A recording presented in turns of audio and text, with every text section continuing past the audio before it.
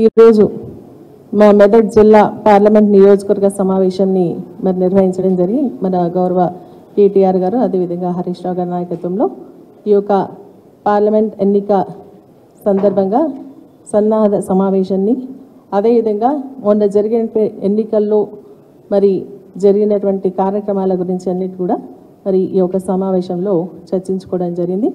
మా మెదక్ జిల్లాకు సంబంధించినటువంటి 7 నియోజకవర్గాల్లో 6 నియోజకవర్గాల్లో మా బీఆర్ఎస్ పార్టీని గెలిపించినటువంటి కార్యకర్తలకు నాయకులకు ప్రజలందరూ కూడా ధన్యవాదాలు తెలియజేస్తూ మా మెదక్ నియోజకవర్గానికి సంబంధించినటువంటి మా ఎమ్మెల్యేలు ఎమ్మెల్సీలు అదేవిధంగా మా మాజీ ఎమ్మెల్యేలు అదేవిధంగా మా పార్టీ అధ్యక్షురాలు అదేవిధంగా ముఖ్య నాయకులు కార్యకర్తలు మాజీ కార్పొరేషన్ చైర్మన్లు వీళ్ళందరూ కూడా పార్టిసిపేట్ చేయడం జరిగింది.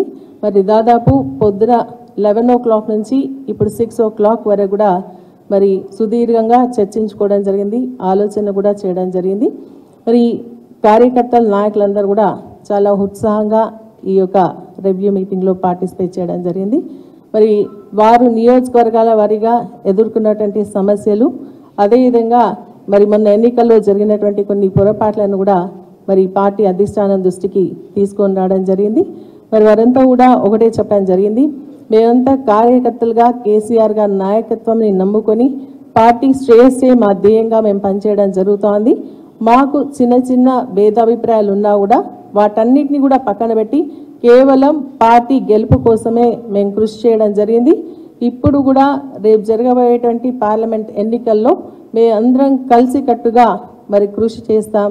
మా పార్లమెంట్ అభ్యర్థిని కేసీఆర్ గారు ఎవరినైతే డిసైడ్ చేస్తారో వారిని మంచి మెజార్టీతో గెలిపిస్తామని చెప్పేసి కూడా వారు హామీ ఇవ్వడం జరిగింది. నిజంగా ఈరోజు కేటీఆర్ గారు అదేవిధంగా హరీష్ రావు గారు కార్యకర్తలు కొత్త ఉత్సాహాన్ని నింపడం జరిగింది.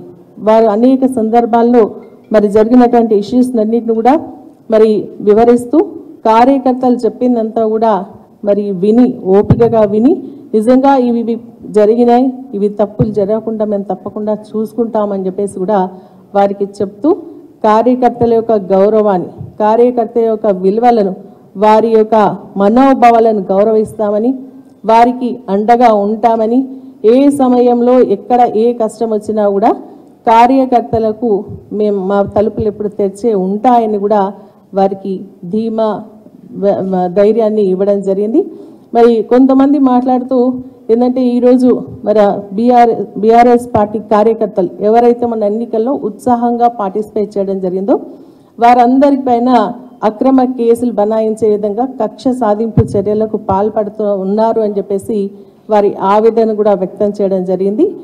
ఈరోజు వారందరూ కూడా మేము అండగా ఉంటాం, ఎక్కడ ఏ కార్యకర్తకు కానీ నాయకుడు కానీ ఇబ్బంది జరిగితే మేము గెలిచినటువంటి 39 మంది శాసనసభ్యులు మీ దగ్గరకు వస్తాం, మీ కష్టాన్ని మేము తప్పకుండా మీ కష్టంలో మేము పాలు పంచుకుంటాం, మీకు అండగా ఉంటామని చెప్పేసి కూడా ఒక ధైర్యాన్ని ఈరోజు కేటీఆర్ గారు హరీష్ రావు గారు కూడా ఇవ్వడం జరిగిందని చెప్పేసి కూడా తెలియజేస్తా ఉన్నాం.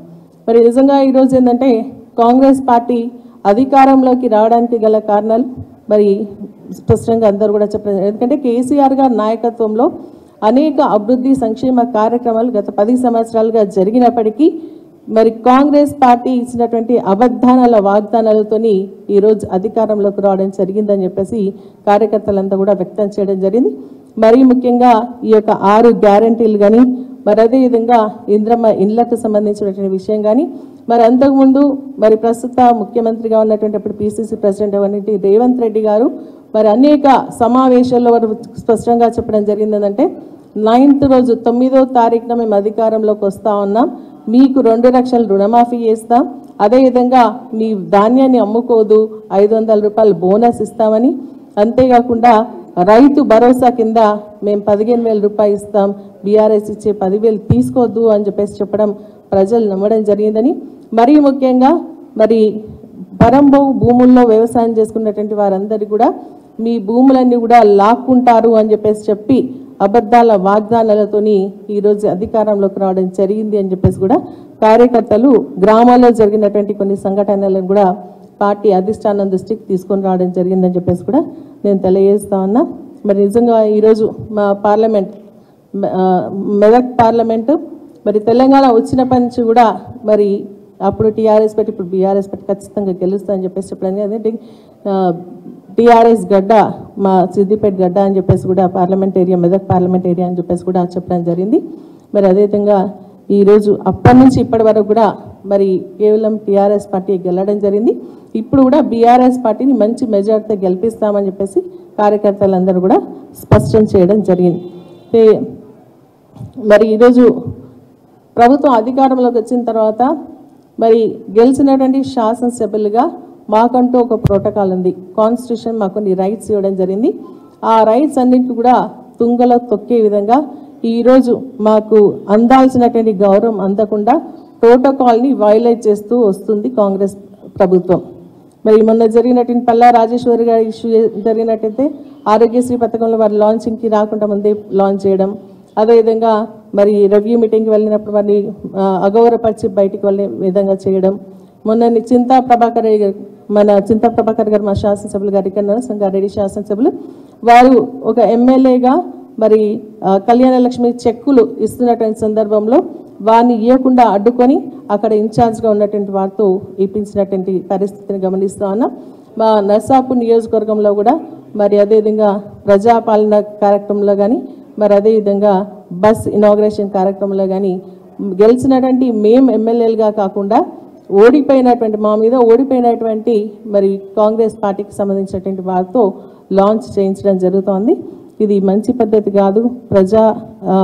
ఇదొక రాజ్యాంగాన్ని మనము కూని చేసినట్టు అవుతుంది అని చెప్పేసి మరి వారికి తెలియజేస్తా ఉన్నాం. ఇటువంటి పునరావృతం కాకుండా చూసుకోవాల్సినటువంటి బాధ్యత ఇప్పుడు కొత్తగా వచ్చినటువంటి ప్రభుత్వాన్ని అని చెప్పేసి కూడా మేము తెలియజేస్తా ఉన్నాం.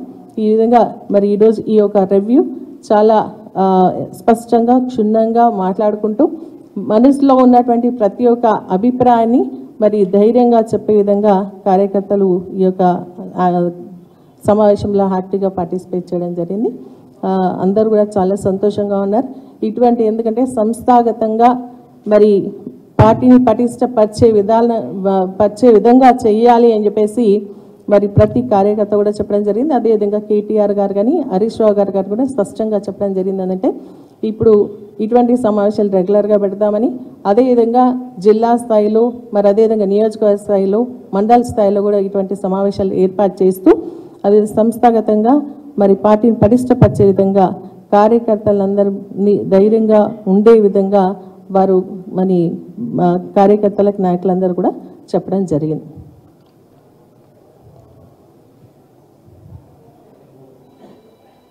ఏంటంటే ప్రభుత్వం కక్ష సాధింపు చర్యలు అభివృద్ధిని కుంటుపరిచే విధంగా కూడా కార్యక్రమాలు చేయడం జరుగుతోంది. ప్రధానంగా ఏంటంటే మరి ఈరోజు వాళ్ళు అధికారంలోకి వచ్చి 45 రోజులు రాకముందే మరి గత ప్రభుత్వంలో శాంక్షన్ చేసినటువంటి ఎస్డిఎఫ్ ఫండ్స్ కానీ మున్సిపాలిటీకి సంబంధించినటువంటి ఫండ్స్ కానీ పిఆర్ డిపార్ట్మెంట్కి సంబంధించి శాంక్షన్ అయినటువంటి వర్క్ ఆన్గోయింగ్లో ఉన్నటువంటి వర్క్స్ కానీ ఎన్ఆర్ఈజిఎస్ వర్క్స్ కానీ ఆర్ఎండ్బి పిఆర్కి సంబంధించినటువంటి రోడ్స్ ఏవైతే శాంక్షన్ ఉండి వర్క్స్ జరుగుతూ ఉన్నాయో లేకుంటే టెండర్ దశలో ఉన్నాయో వాటన్నిటిని కూడా క్యాన్సిల్ చేయడం జరిగింది. అంటే దాదాపు ఒక్కొక్క నియోజకవర్గానికి 200 to 300 crores వర్క్స్ అన్ని కూడా క్యాన్సిల్ చేయడం జరుగుతోంది. ఇది మంచి పద్ధతి కాదని తిరిగి, ఎందుకంటే ఇది డెవలప్మెంట్ అనేది ఆన్గోయింగ్ ప్రాసెస్, ఏ గవర్నమెంట్ మారినా కూడా వ్యవస్థ అనేది నడవాల్సినటువంటి అవసరం ఉంది. కాబట్టి ఈ యొక్క క్యాన్సిల్ చేసినటువంటి వర్క్స్ అన్ని కూడా తిరిగి శాంక్షన్ చేసి మరి ఆ పనులన్నీ కూడా కొనసాగించే చర్యలు తీసుకోవాలని చెప్పేసి కూడా వారందరూ కూడా చెప్పడం జరిగింది. మేము కూడా ప్రభుత్వానికి చెప్తా ఉన్నాం, ఇది మంచి పద్ధతి కాదు, ఖచ్చితంగా ఈ వర్క్స్ అన్ని కూడా మళ్ళీ వర్క్స్ అన్ని కూడా కంటిన్యూ అయ్యే విధంగా చేయాలని చెప్పేసి కూడా మేము చెప్పడం జరుగుతుంది.